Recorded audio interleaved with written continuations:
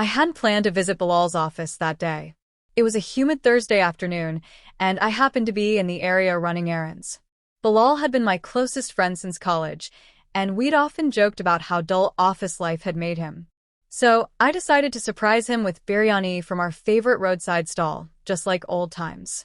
As I entered the building and made my way upstairs, I noticed the reception desk was empty. A flickering ceiling light buzzed overhead, and the entire floor seemed unusually quiet for midday. I knocked once on Bilal's door, but there was no response. Maybe he'd stepped out. Still holding the steaming lunch bag, I wandered down the corridor, heading toward the private cabins. That's when I heard voices, soft, almost intimate, from the last room on the left. The blinds on the cabin's glass door were mostly shut, but a narrow slit gave just enough visibility. I moved closer, curiosity tugging at me. What I saw stopped me cold. Inside, seated across from each other at a sleek mahogany desk, were Sanaa, Bilal's younger cousin, and a man I didn't recognize. Sanaa looked different. Confident, even playful. Her usually modest outfit was replaced by a pastel blouse and neatly styled hair. She leaned forward, laughing lightly at something the man had said. He was clearly older, late 50s or early 60s, salt and pepper hair, well-dressed, gold watch gleaming under the fluorescent lights. Then I saw it. His hand brushed hers as he passed her a folder. She didn't flinch. In fact, she smiled. My grip tightened on the lunch bag. Sanaa? With him? This wasn't the shy girl I remembered from Bilal's family events. The one who barely made eye contact, who always wore her dupatta like armor. And this man? He wasn't just an employee. His chair, his posture, the way he commanded the space, it was clear. He was the boss. I stepped back quickly, heart pounding, suddenly feeling like I'd seen something I wasn't meant to. I didn't confront them. I didn't even knock. Instead, I left the lunch on Bilal's desk with a note. Next time, let's plan it. Then I walked out of the office, unsure whether I was overthinking it or witnessing something far deeper than I understood. As I stepped out into the sunlight, one question repeated in my mind. What was Sanaa doing with that man alone in his office like that? That night, I couldn't sleep. The image of Sanaa laughing with that older man looped in my mind like a haunting scene from a film I didn't understand. It wasn't jealousy. I had no romantic feelings for her. It was something deeper. Confusion. Concern. And an unsettling sense that something wasn't right. Sanaa had always been Bilal's quiet cousin. She stayed at their house while finishing her degree and occasionally joined us during family dinners or Eid gatherings. She barely spoke unless spoken to and kept her head down, the kind of girl you'd never associate with office gossip or scandal. So how did she end up alone behind closed doors with a man who looked twice her age? The next morning, I casually brought it up with Bilal over breakfast. She's interning at your office now, I asked, keeping my tone light. Bilal nodded, not thinking much of it. Yeah. Sanaa's been working under Mr. Taimur, our company director. She's helping him with admin and presentations. Why? I felt my heart clench at the name. Mr. Taimur. That was the man from the office. I'd heard of him before, respected in business circles, a widower with a sharp mind and a generous hand. People admired him for climbing the ladder without stepping on others. But there were whispers, too. Stories of him getting too close to interns. Stories no one dared say aloud. I dug deeper, quietly. One of Bilal's co-workers told me that Mr. Taimur was known for being charming with young women. He called it mentoring. Others called it manipulation. The more I watched Sanaa, the more my unease grew. She started dressing differently. Brighter colors. Heels. Her confidence had grown, but it was a kind that felt performed, not earned. She checked her phone constantly, smiled at texts she wouldn't share, and disappeared during family dinners without explanation. Once, I overheard her in the hallway whispering, "Don't worry, no one suspects anything." That was the moment the doubt became certainty. This wasn't innocent. Was she in love? Or trapped in a situation she didn't fully understand? I debated confronting her, but hesitated. I didn't want to embarrass her, or worse, lose her trust. But I couldn't ignore what I'd seen. One evening, while scrolling through my gallery, I found the photo I'd accidentally taken outside that office door. My phone had been in my hand when I peeked inside. The image was blurry, but their silhouettes were unmistakable. I stared at it for a long time. It wasn't just what I'd seen that haunted me. It was what I hadn't seen. Her expression, her consent, her truth. I realized then, I couldn't sit on the sidelines anymore. Sanaa was hiding something. And whether it was love, pressure, or something far more dangerous, I needed to find out the truth. I couldn't ignore it any longer. The image of Sanaa with Mr. Taimur gnawed at my conscience like a silent accusation. I had convinced myself it was none of my business, but every time I saw her laugh around family or sit quietly scrolling through her phone, I felt like I was watching someone disappear behind a mask.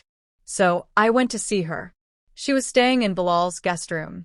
I knocked gently. After a pause, she opened the door halfway, eyes wary. I forced a casual smile and held up a book she'd once lent me. Thought you might want this back. She let me in. The room smelled faintly of jasmine and hand cream. A laptop lay open on her bed, with slides for a presentation in progress. I sat at the edge of a chair while she remained standing, arms folded.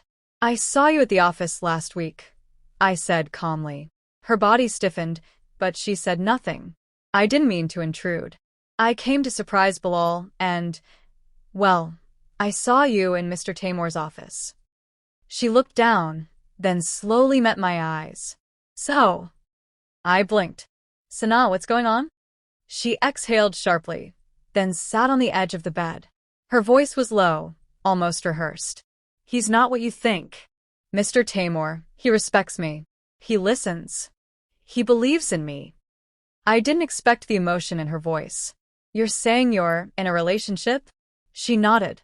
I know how it looks. But it's not some fling. He's kind. He understands me in ways no one else does. He doesn't make me feel small. I was speechless. He's nearly 3 times your age, Sanaa. So what? She snapped. Everyone treats me like a child. He doesn't. He values my opinions. He doesn't care what people think, and neither do I. I hesitated, choosing my words carefully. Are you sure it's not something else? Influence, pressure? He's your boss. He holds power over you. Her face hardened. No. I chose this. I'm not being used. But this isn't love, Sanaa. It's imbalance. She stood up abruptly. You don't get to decide what love is for me. You saw one moment through a half-open door and think you know everything.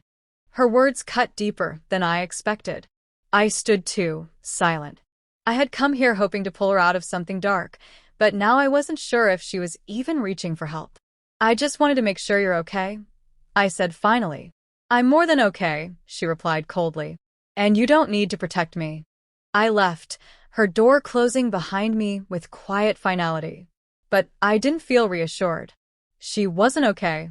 She was convincing herself she was weeks past, but the tension lingered like a fog no one dared acknowledge. Rumors began to swirl through the family, soft whispers at dinner tables, cautious questions during tea breaks. Someone mentioned seeing Sanaa and Mr. Taimur together at a jewelry shop. Another claimed they had already exchanged engagement rings. No one knew for sure, but the silence from Sanaa only deepened the mystery. She had withdrawn from the rest of us. Where once she used to sit quietly in the corner during gatherings, now she didn't show up at all.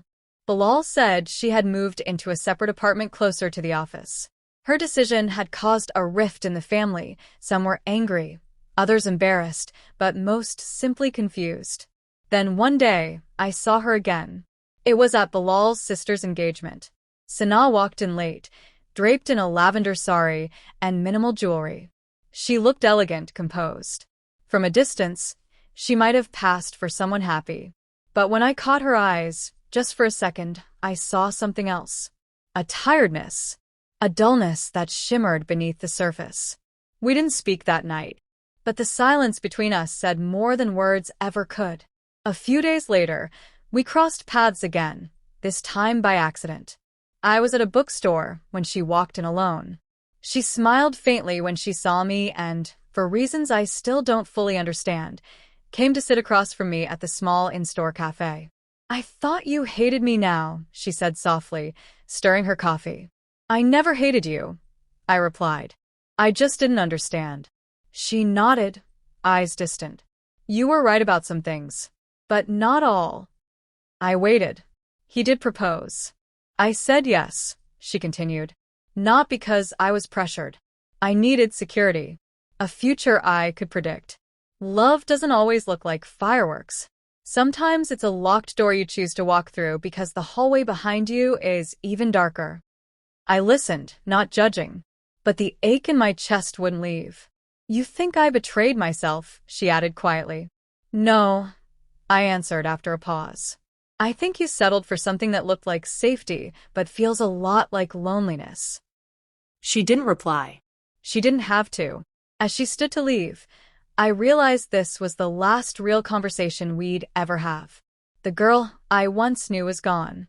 In her place stood a woman who had made her choice, one that neither of us could ever undo. Not all betrayals are loud.